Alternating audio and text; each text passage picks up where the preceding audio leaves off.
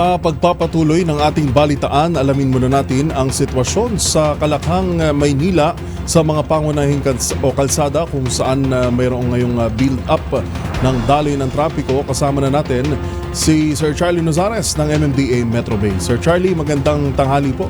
Yes, magandang tanghali din sa iyo sa mga UL, ganun din sa mga tagapakinig ng DCRH. At sa mga oras na ito atin ngang tingnan ang lagay ng traffic sa ilang mga pangunahing lansangan sa Metro Manila. Tunahin natin itong southbound lane ng EDSA na kung saan may bahagyang pagbagal na lamang mula po dyan sa may New York, Cubao at tuloy-tuloy hanggang sa may Shaw Boulevard. At masusundan yan dito na sa may pagbaba ng Magallanes sa flyover approaching Evangelista, moderate to heavy traffic hanggang Taft Avenue. Samantala, northbound naman ang EDSA mula FB Harrison, mabagal pa rin ang daloy ng traffic hanggang Taft Avenue. At masusundan ang pagbagal pagdating ng Guadalupe all the way to Ortigas sa intersection. Diyan din po sa may gate 3 ng Campo Aguinaldo, moderate to heavy traffic din hanggang makarating yan ng Cubao or Aurora Boulevard. At masusundan yan pagdating ng Oliveros, mabagal din ang daloy ng mga sasakyan patungo naman ng Balintawak, Cloverleaf. Samantala, ang Commonwealth Avenue naman sa mga oras na ito, magkabilang direksyon, walang problema at tuloy-tuloy na po ang daloy ng mga sasakyan.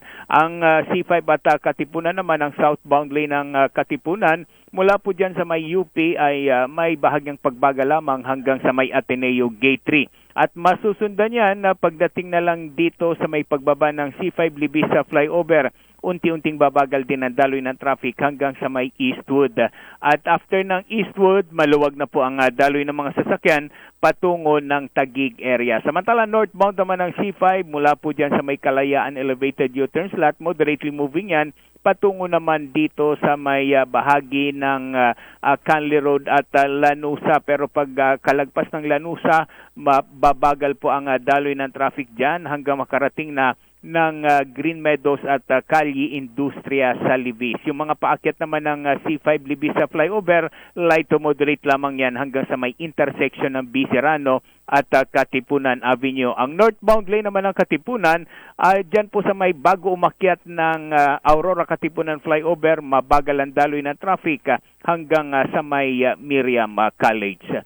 Samantala, paalala sa mga motorista, number coding natin ngayong araw ng Miyerkules ay para sa mga plakang nagtatapos sa number 5 and 6. At kasalukuyan na po tayong nasa window hour na kung saan ay pinapayagan ng bumiyahe ang mga apektadong sasakyan hanggang bago mag-alas 5 ng hapon. Dahil pagsapit ng alas 5 ng hapon, muling magbabalik ang number coding hanggang alas 8 ng gabi. Maliban lamang sa lungsod ng Makati na tuloy-tuloy pa rin po ang pagpapatupad nila ng number coding na natatapos naman ng alas 7 ng gabi.